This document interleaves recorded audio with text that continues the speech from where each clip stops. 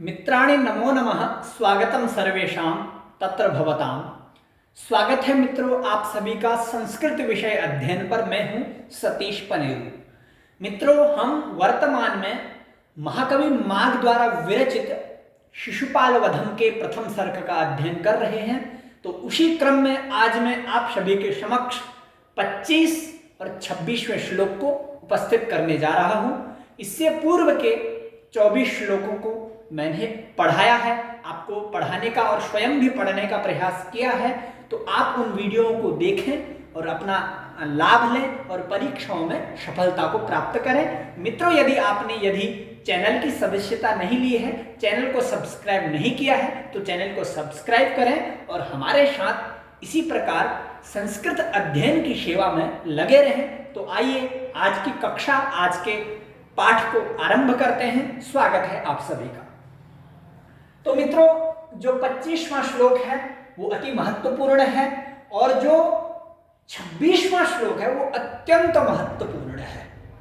अर्थात अति का भी अंत जो नहीं कर रहा है, अति अनंत कह सकते हैं। क्योंकि यूजीसी नेट की परीक्षा 2019 में यह पूछा गया है और भी कोई अन्य परीक्षा भी होती है तो इस श्लोक को पूछा जाता है। तो इसलिए आप दोनों श्लोकों को अच्छी प्रकार से पूरा वीडियो देखते हुए लाभ लें। और प्रथम श्लोक को इस बार पूछा जा सकता है, संभावना है, क्योंकि यह देवर्षि नारद की सुंदरता को प्रदर्शित करने वाला पहला श्लोक है। इसमें अर्थात जब देवर्षि नारद भगवान श्री कृष्ण के पास उपस्थित हो गए हैं तो उन्होंने बोलना आरंभ किया है, तो इसलिए यह केंद्र का श्लोक है मित्रों, तो पूछा जा सकता है। तो आइए आरंभ करते हैं। वंशस्थ छंद में लिखा गया है ये सभी प्रथम सर्ग। तो आइए इसका उच्चारण करते हैं। सितं सितिं ना सुतरा मुनेर्वपु, सितं सितिं न सुतरा मुनेर्वपु, विसारिभिः शोधमिवाथलं भयम्, विसारिभिः शोधमिवाथलं भयम्, द्विजावलिव्याजनिषाकरांशुभिः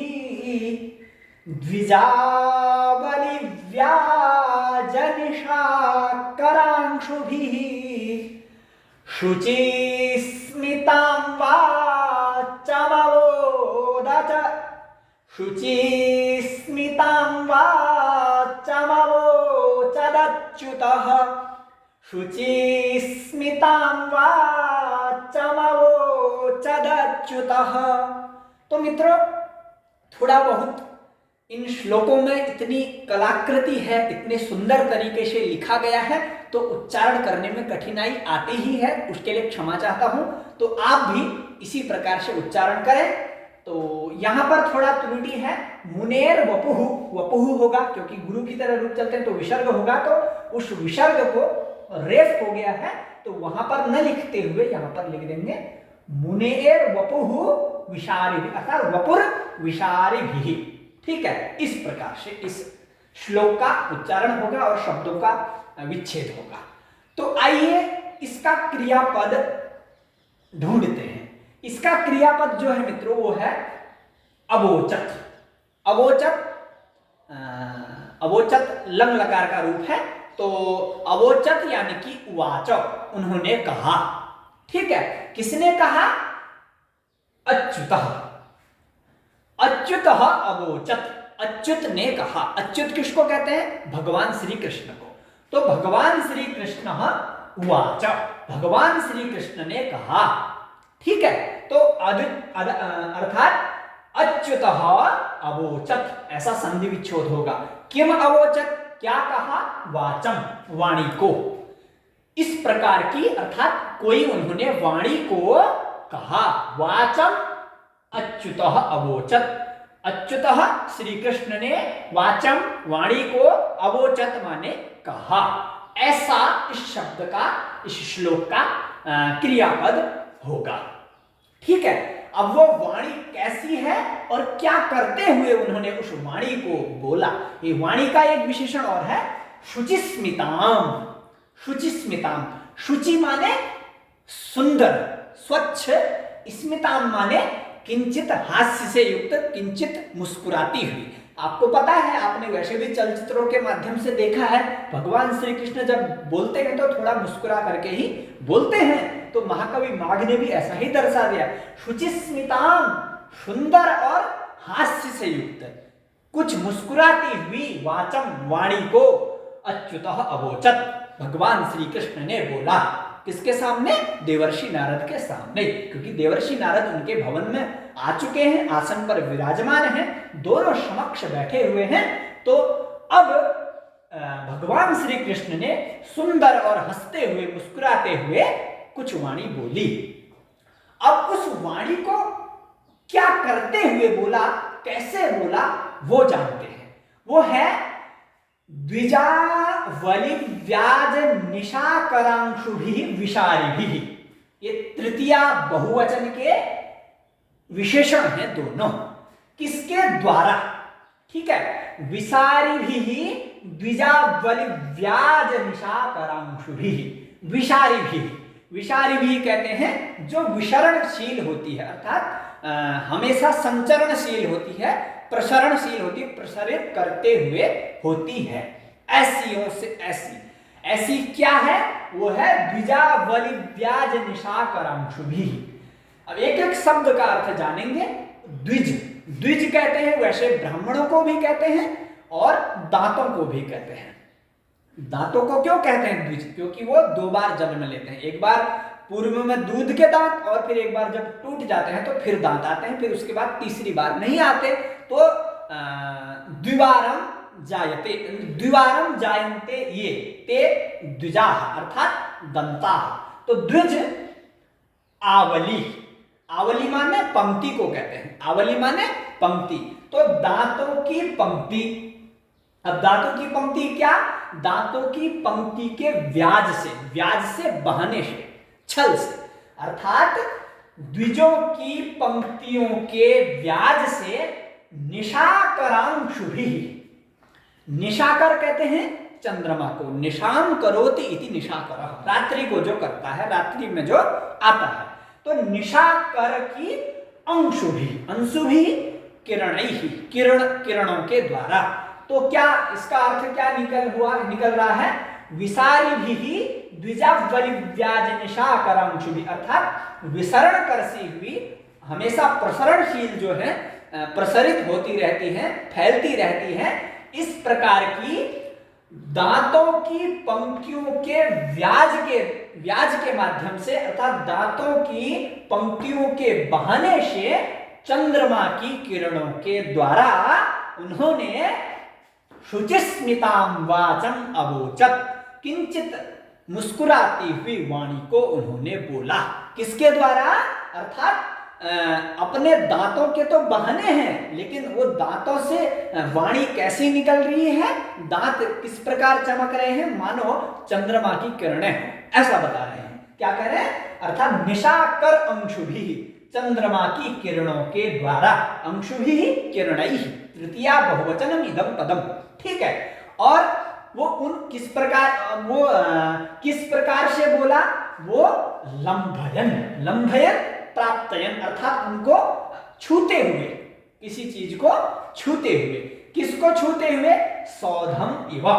यहां पर जो अथ है मित्रों, अथ आरंभ के लिए, अथ मानी उसके बाद, अथ आरंभ में लग जाएगा, जब हम अन्वय करेंगे तो आरंभ। अथ क्यों लगेगा? उसके बाद, जब वो दोनों नारद श्री कृष्ण दोनों के बैठ जाने के बाद। तो अथ यहां से हटा दे, इतना ले ले, लंभयन सौधम इव, सौधम इव लंभयन। सौधम कहते हैं घर को, घर की दीवार, सदन को। और वो सौधम, सदन को सौधन क्यों कहते हैं? क्योंकि वो चूने से पुताई किया हुआ सदन है, तो सफेद वर्ण का है। तो सौधम इव लंभयन, अर्थात उस सदन को लंबित करते हुए, छूते हुए, उस प्रकार की, उन किरणों के द्वारा उस प्रकार की वाणी को बोला। किसके किसके समान? शौधम इव लंभयन, अर्थात मानो वो वहां के सदन को लंबित कर रही हो, छू रही हो। एक मिनट, लंभयन का क्या है? प्रापयन, प्राप्त करते हुए। ठीक है, अब वो प्राप्त किसको कर रही है वो जाने। वो कर रही है सितम मुनेर वपुः सुतराम सितिम्ना विसारिभिः द्विजावलि व्याज निशाकरांशुभिः श्रुतिः शुचिस्मितां वाचम अवोचत्। इस प्रकार से अन्वय होगा। कहा सितम मुनेः वपुः शौधम इव।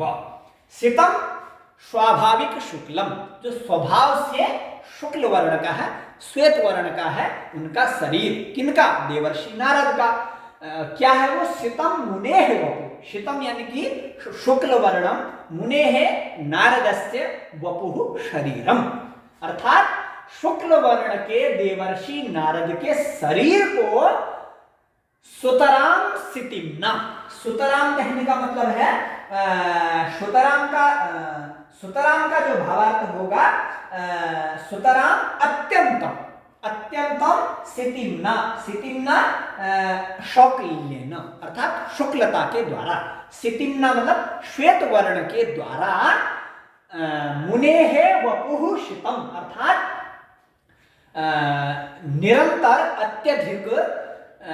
अत्यधिक मुनेः शितम वपुः, अर्थात अत्यधिक मात्रा में उन देवर्षि नारद के सफेद शुक्ल वर्ण के शरीर को सितिम्ना, शुक्ल वर्ण से शौधम इव लंभयन, अर्थात वैसे तो भगवान जो देवर्षि नारद हैं उनका स्वाभाविक रूप से शुक्ल सुंदर शरीर है ही, उस सुंदर शरीर को सितिम्ना और सुंदरता से, अर्थात और चमकीलेपन से और श्वेत वर्ण से शौधम इव लंभयन, अर्थात सदन को छूते हुए।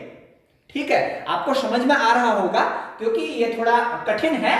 ऐसा है कि स्वाभाविक वर्ण है देवर्षि नारद का, तो अब जो भगवान श्री कृष्ण बोल रहे हैं तो बोलते समय उनके दांत दिखाई दे रहे हैं, तो उन दांत भी श्वेत वर्ण के होते हैं, तो उन दांतों से जो किरणें निकल रही हैं वो भी श्वेत वर्ण की हैं। तो उन श्वेत वर्णों के द्वारा, उस श्वेत वर्ण की किरणों के द्वारा वो शौधम इव, अर्थात जो चूने से बना हुआ सदन है, उस सदन को प्राप्त करते हुए इस प्रकार की वाणी को उन्होंने बोला।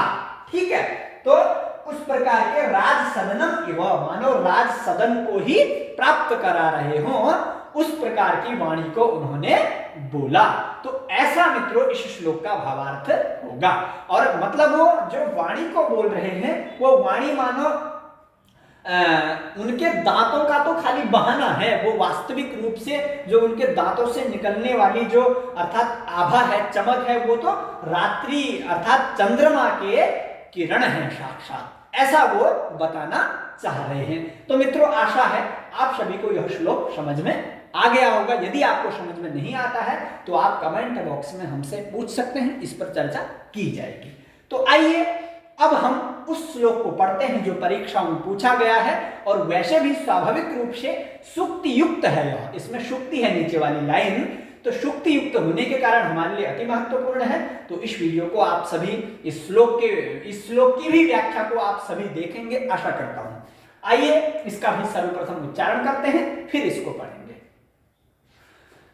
हरात्यघं सम्प्रतिहेतुरेष्यतः, हरात्यघं सम्प्रतिहेतुरेष्यतः, शुभस्य पूर्वाचरितैः कृतं शुभैः, शुभस्य पूर्वाचरितैः कृतं शुभैः। तो मित्रों जब मैं श्लोकों का उच्चारण कर रहा हूं तो आप ये ना सोचें कि श्लोकों में उच्चारण में समय लग रहा है, क्योंकि पढ़ने के साथ, उसका अर्थ जानने के साथ, उससे पूर्व हमें उसका उच्चारण करना आना आवश्यक है। इसलिए उच्चारण करना भी आप सीखें, यह महत्वपूर्ण है। क्योंकि जब हम किसी चीज का निर्माण करते हैं तो उससे पूर्व उसके उपकरणों की आवश्यकता होती है। क्योंकि जैसे हम रोटी बना रहे हैं तो रोटी के लिए आटे की आवश्यकता तो है ही, तो इसलिए उच्चारण रूपी आटे को भी आप धारण करें, उच्चारण भी सीखें। तो आइए इस प्रकार उच्चारण करते हैं। हरत्यघं सम्प्रति हेतुरेष्यतः शुभस्य पूर्वाचरितैः कृतं शुभैः शरीरभाजां भवदीयदर्शनम्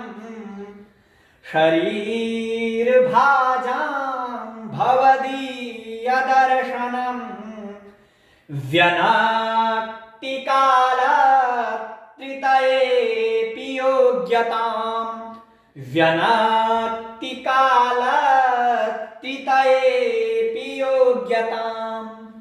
तो मित्रों, इस प्रकार से इसमें तो यह बताया था कि भगवान श्री कृष्ण ने उनको कुछ बोला, अब क्या बोला वो इस श्लोक में बताएंगे।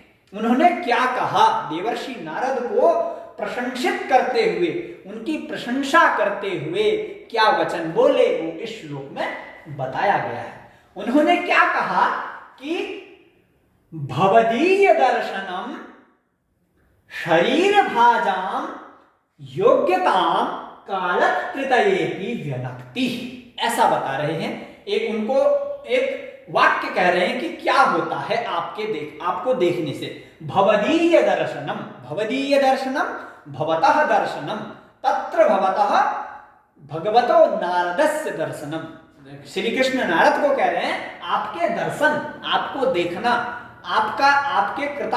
आपके समक्ष स्थित रहना, अर्थात आपके दर्शन करना, शरीर भाजा मानवानाम शरीरम भजन्ति एते शरीर भाजा, अर्थात शरीर का जो भाजन करते हैं, भोग करते हैं, शरीर को जो धारण करते हैं, तो तेषाम शरीर भाजाम योग्यताम, उन शरीर को धारण करने वालों की योग्यता को कालकृतयेऽपि व्यनक्ति, तीनों कालों में भी प्रकट करते हैं आपके दर्शन।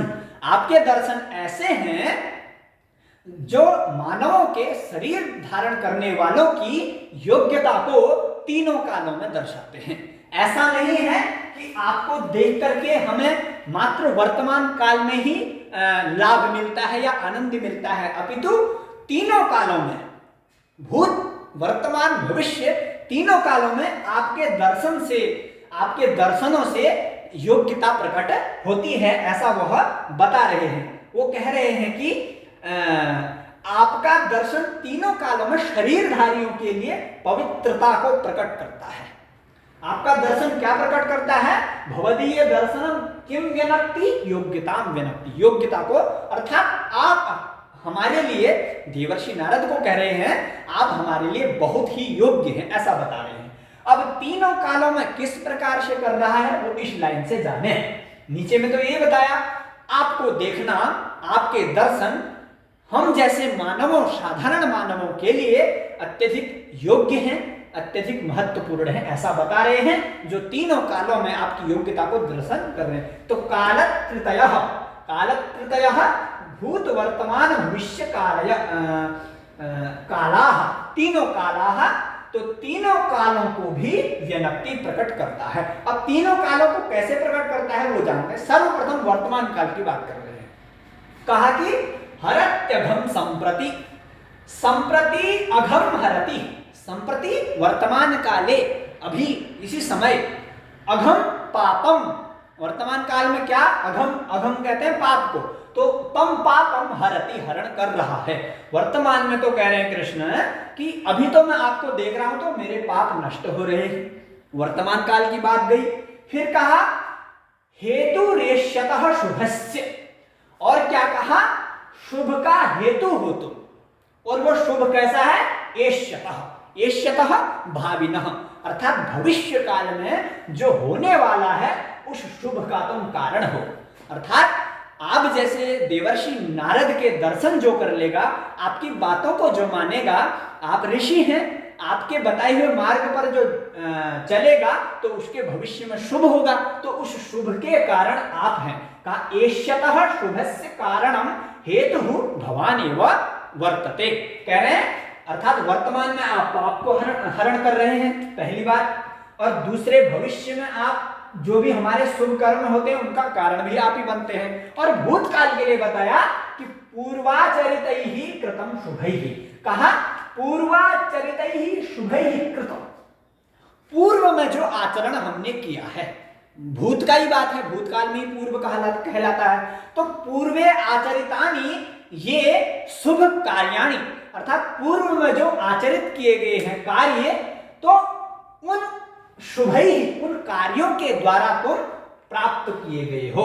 प्राप्त हुए हो। कहने का मतलब यह है कि यदि मैं आपको अभी पा रहा हूं, कृष्ण कह रहे हैं नारद को, यदि मैं आपके दर्शन अभी कर रहा हूं तो पूर्व में मैंने कुछ सुंदर कर्म करे होंगे, कुछ अच्छे कर्म करे होंगे, तो उन अच्छे कर्मों के कारण इदानीम अहम भवंतम प्राप्तम कृतम, इसलिए मैं आपको अभी प्राप्त कर रहा हूं, तो इसलिए आपके दर्शन तीनों कालों में हमारे लिए योग्य हैं, आपकी हमारी योग्यता को, आपकी योग्यता को प्रकट करते हैं। इस प्रकार से, किस प्रकार से, वर्तमान में पाप को हरण कर रहे हैं और भविष्य में आने वाले शुभ का हेतु हैं आपके दर्शन। और तीसरी बात कही, वर्तमान में आपके दर्शन पूर्व में किए हुए कर्मों का ही फल है। तो इस प्रकार से ये भूतकाल को दर्शा रहा है, ये भविष्य को दर्शा रहा है, ये वर्तमान को दर्शा रहा है। कौन दर्शा रहा है?